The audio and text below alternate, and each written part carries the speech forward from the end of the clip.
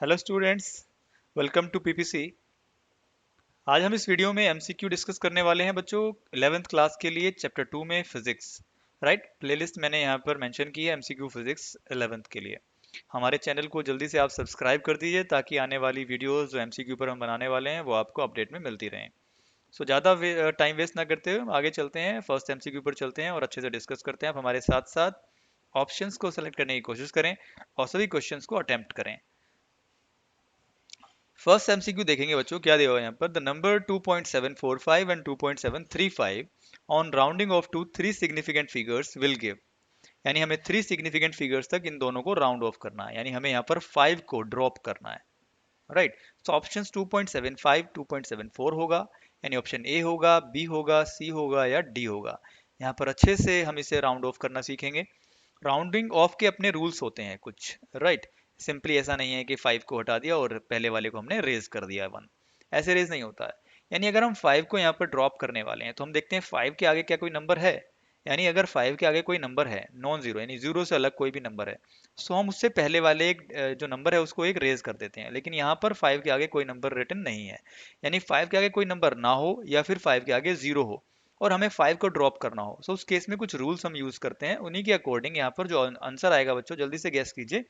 उसमें जो आंसर यहाँ पर आएगा वो बच्चों होगा ऑप्शन डी, यानी 2.74 एंड 2.74 दोनों को राउंड ऑफ करने के बाद जो हमारा आंसर आएगा वो 2.74 ही आएगा।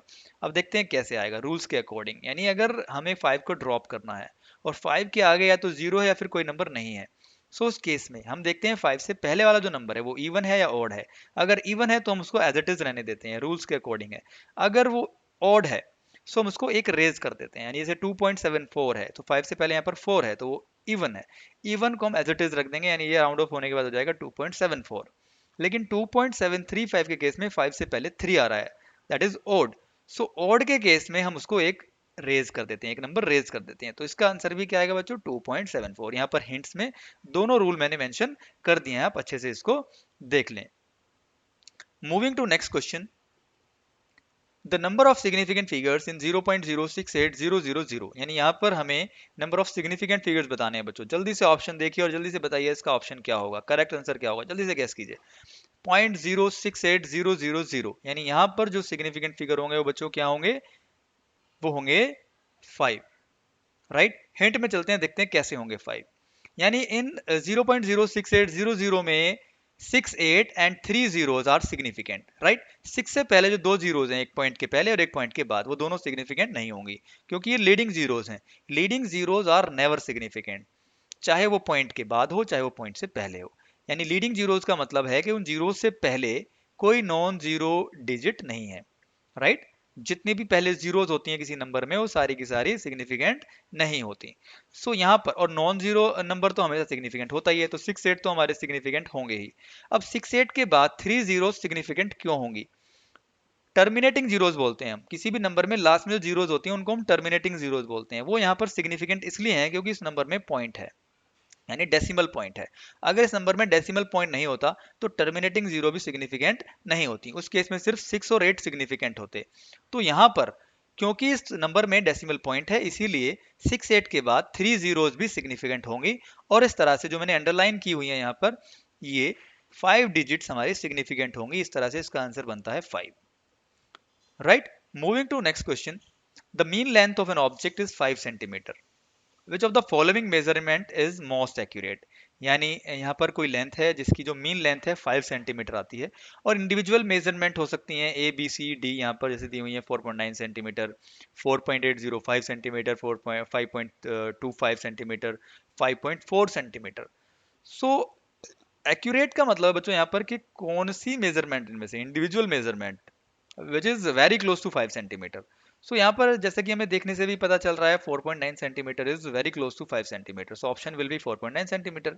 लेकिन कभी कभी कंफ्यूजन होता है, सो आप डायरेक्टली इस तरह आंसर ना दें, आप हिंट में देखें कि हमने इसको कैसे सॉल्व किया है। आपको यहाँ पर एब्सोल्यूट एरर निकालने हैं, absolute error for individual measurements. यानी आप निकालेंगे delta A1, delta A2, delta A3, delta A4, 4 measurements के लिए, यहाँ पर 4 दी हुई है। सो आप बेसिकली करेंगे क्या, आप मीन लेंथ जो यहाँ पर दी है 5 सेंटीमीटर, उस वैल्यू से इन इंडिविजुअल वैल्यूज को सब्ट्रैक्ट करेंगे वन बाय वन। पहले आप 4.9 को करेंगे, फिर 4.805 को करेंगे, फिर 5.25, 5.4, इस तरह करते जाएंगे। कुछ वैल्यू बच्चों आपकी पॉजिटिव आएंगी, कुछ नेगेटिव आएंगी। पॉजिटिव वो आएंगी जो अंडर एस्टिमेट होंगी, और नेगेटिव उनके लिए आएंगी जो ओवर एस्टिमेट होंगी, यानी जो 5 से बड़ी होंगी, मीन से बड़ी होंगी। सो नेगेटिव पॉजिटिव सिर्फ यहाँ पर ये बता रहा है कि जो इंडिविजुअल मेजरमेंट है वो मीन वैल्यू से ज्यादा है या कम है, लेकिन हमें यहाँ पर देखना है डिफरेंस। सो डिफरेंस मतलब यहाँ पर हमें नेगेटिव पॉजिटिव नहीं देखना, हमें डिफरेंस देखना है। शुरू वाले में डिफरेंस आया 0.1, दूसरा यानी डेल्टा A2 आया 0.195, तीसरे में डेल्टा A3 आया है बच्चों 0.25। सो इस तरह हम फोर वैल्यूज को कंपेयर करके जानेंगे कि सबसे कम जो डिफरेंस है वो आया फर्स्ट के केस में, वो आया 0.1 सेंटीमीटर। इसीलिए 4.9 is very close to 5 centimetre, so that is most accurate. So first one is the correct answer, right. Moving to next question. Question is nautical mile is a unit of distance use in, यानी option है navigation में, road miles में, road mile में, astronomy में, और measurement the boundaries of a nation. यानी इनमें से किस चीज के लिए नॉर्मली हम नॉटिकल माइल्स जो यूनिट होती है डिस्टेंस की वो यूज करते हैं। Nautical mile is a unit of distance. So यहाँ पर बच्चों जल्दी से गैस कीजिए क्या होती है, वीडियो को पॉज करके। यस, ये होती है नेविगेशन के लिए, राइट। हिंट भी देखेंगे और कुछ जानेंगे नॉटिकल माइल के बारे में, राइट। हिंट में देखिए, nautical mile basically the unit of distance use for air and sea travel. यानी हम एयर में या सी में ट्रैवल करते हैं तो हम लॉन्ग डिस्टेंस ट्रैवल करते हैं। सो लॉन्ग डिस्टेंस जब भी हम ट्रैवल करते हैं तो हम नॉटिकल माइल इस यूनिट को यूज करते हैं डिस्टेंस मेजरमेंट में, क्योंकि ये इजीली लोकेट भी कर देती है। यानी जब हम लॉन्ग डिस्टेंस करते हैं तो हम अर्थ के सरकमफ्रेंस पर बहुत ही लॉन्ग डिस्टेंस ट्रैवल करते हैं।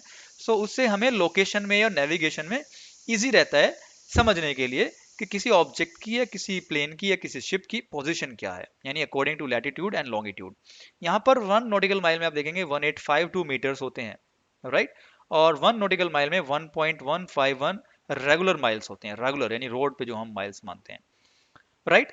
यहाँ पर आप फिगर भी देखेंगे, यहाँ पर मैंने एक अर्थ का एक जनरल एक फिगर बनाया है, इसमें नॉर्थ साउथ और इक्वेटर, राइट। यहाँ पर ये देखेंगे जो रेड लाइन है मैंने इक्वेटर है। यहाँ पर मान लीजिए मैंने अर्थ पे इस तरह कुछ डिस्टेंस ट्रेवल किया, राइट, और वो डिस्टेंस जो है वो है 1 नॉटिकल माइल, राइट। मैं नॉर्थ से इक्वेटर की तरफ चलता हूँ और मैं कुछ डिस्टेंस ट्रेवल करता हूँ 1 नॉटिकल माइल। सो 1 नॉटिकल माइल जो मैंने डिस्टेंस आर्क में, यानी एक आर्क टाइप में जो मैंने डिस्टेंस ट्रेवल की है, अगर मैं दोनों इनिशियल और फाइनल पॉइंट से एक एंगल सबटेंड करता हूँ सेंटर ऑफ अर्थ पर, तो जो ये एंगल बनता है, ये बनता है जो 1 मिनट का एंगल, राइट। 1 डिग्री में 60 मिनट होते हैं, राइट। सो अगर हम नॉर्थ से इक्वेटर पर जाते हैं तो हम 90 डिग्री ट्रेवल करेंगे। 90 डिग्री ट्रेवल करेंगे, इसका मतलब हम कितने नॉटिकल माइल ट्रेवल करेंगे, देखते हैं यहाँ पर। 90 डिग्री में कितने मिनट होंगे, 90 × 60 मिनट, यानी 5400 मिनट्स होंगे। और 1 मिनट में 1 नॉटिकल माइल होता है, इसका मतलब अगर हम नॉर्थ से इक्वेटर पर जाते हैं तो हम कितना ट्रैवल करते हैं, 5400 नॉटिकल माइल, राइट। सो ये क्योंकि 1 नॉटिकल माइल 1 मिनट एंगल को यहाँ पर एक्सप्रेस करता है, तो हम इजीली समझ जाते हैं कि हमने कितना एंगल एयर में या सी ट्रैवल किया है, राइट। सो यहाँ पर कुछ आप इसे थोड़ा समझ सकते हैं, इसलिए मैंने हिंट में डाला है। सो यहाँ पर नॉटिकल माइल जो है, यहाँ पर एक क्वेश्चन ये भी बन सकता है कि नॉटिकल माइल जो है वो यूनिट है किस क्वांटिटी की। सो ये डिस्टेंस के लिए हम यूज करते हैं, लॉन्ग डिस्टेंस जब हम ट्रैवल करते हैं, राइट। नॉटिकल माइल बेसिकली हमें नेविगेशन में हमारे लिए यूजफुल होती है। Moving to next question students.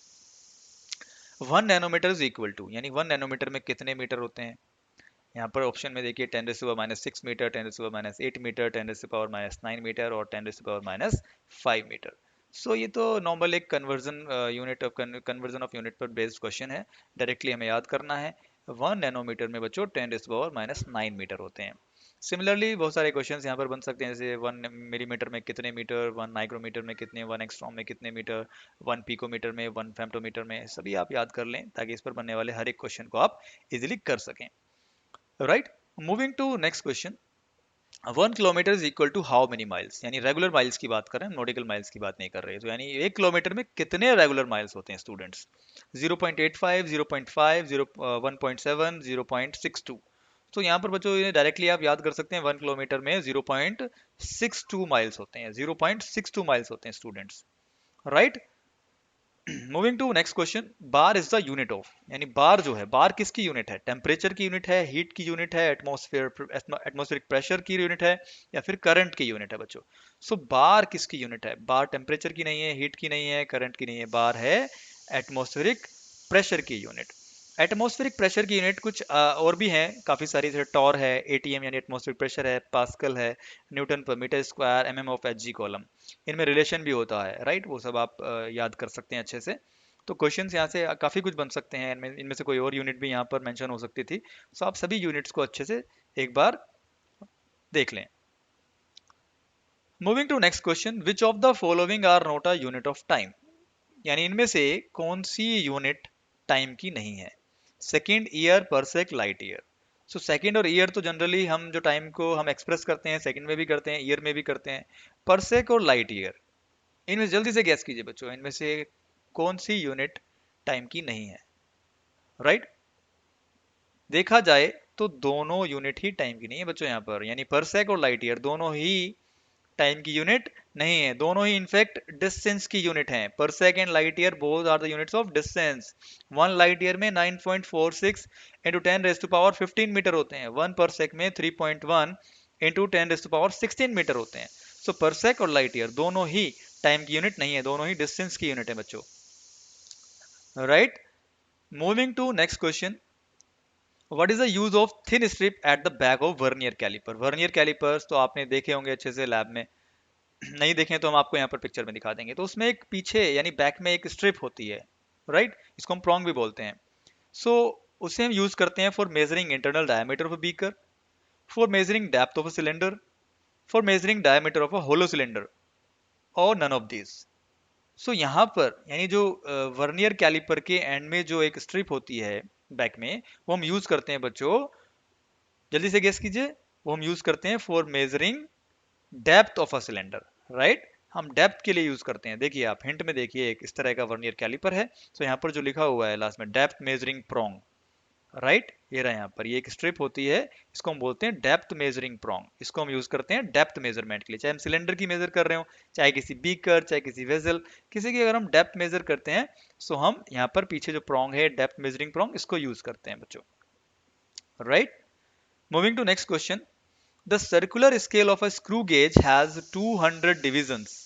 When it is given 4 complete rotations, it moves through 2 mm. The least count of a screw gauge is, हम बहुत अच्छे से इस क्वेश्चन को समझेंगे, बहुत अच्छा क्वेश्चन है, यहाँ से इस पर न्यूमेरिकल भी बन जाते हैं बच्चों, प्रैक्टिकल नॉलेज पर बेस्ड है ये, राइट, प्रैक्टिकल स्किल्स जो आप लैब में परफॉर्म करते हैं, इस पर एक एक्सपेरिमेंट भी आप करते हैं। सो यहाँ पर बेसिकली आपको लीस्ट काउंट बतानी है स्क्रू गेज की, राइट। यहाँ पर 4 ऑप्शंस आपको दिए हुए हैं, जल्दी से इसको आप वीडियो पॉज करके आप खुद भी इसको ट्राई करें और यहाँ पर बेस्ट ऑप्शन को आप सेलेक्ट करें। यानी सर्कुलर स्केल जो है आपके स्क्रू गेज का बच्चों, उसमें 200 डिविजन हैं, 200 डिविजन हैं। अगर आप इसमें 4 कंप्लीट रोटेशन करते हैं, राइट, सो ये कितना लीनियरली मूव करता है, 2 mm मूव कर रहा है बच्चों, 2 mm। ओके, सो लीस्ट काउंट कैसे निकलेगी, लीस्ट काउंट क्या होता है बच्चों, लीस्ट काउंट होता है pitch upon number of divisions on circular scale, right. और पिच कैसे निकालते हैं वो मैं भी हिंट में, हम यहाँ पे पूरा इसको अच्छे से समझेंगे बच्चों। सो जो इसका आंसर होगा बच्चों वो क्या होगा, 0.25 इंटू 10⁻³ समझते हैं कैसे आंसर आया बच्चों। हिंट में चलते हैं, पिच इक्वल्स टू होता है बच्चों डिस्टेंस मूव्ड अपॉन रिवॉल्यूशन, यानी आपने कितना रिवॉल्व किया बच्चों, 4 रोटेशन, और कितना लीनियरली मूव हुआ, 2 mm। सो अगर आप 2/4 करते हैं तो आपको पता चल जाएगा कि एक रिवॉल्यूशन में कितना लीनियरली मूव करेगा, और वही होती है इसकी पिच, यानी 2/4, तो ये हो जाएगा 0.5 mm। इसका मतलब एक रिवॉल्यूशन में ये कितना लीनियरली आगे या पीछे मूव करेगा बच्चों, 0.5 mm, राइट। और लीस्ट काउंट का फॉर्मूला होता है बच्चों pitch upon number of division on circular scale. तो यहाँ पर पिच हमने फाइंड आउट की है, दैट इज 0.5 mm, और नंबर ऑफ डिविजन हैं बच्चों यहाँ पर 200। तो आप इसे फर्दर सॉल्व करते हैं तो आपको जो आंसर आएगा वो आएगा 0.25 इंटू 10⁻³ mm। इसको आप सेंटीमीटर में कन्वर्ट करते हैं तो आपका आंसर आ जाता है 0.25 into 10⁻³ centimetre. So this is how we find the least count of a screw gauge. आप ऐसे ही हमारे साथ बने रहें और अच्छे अच्छे एमसीक्यूज इसी तरह प्रैक्टिस करते रहें। Thanks for watching PPC.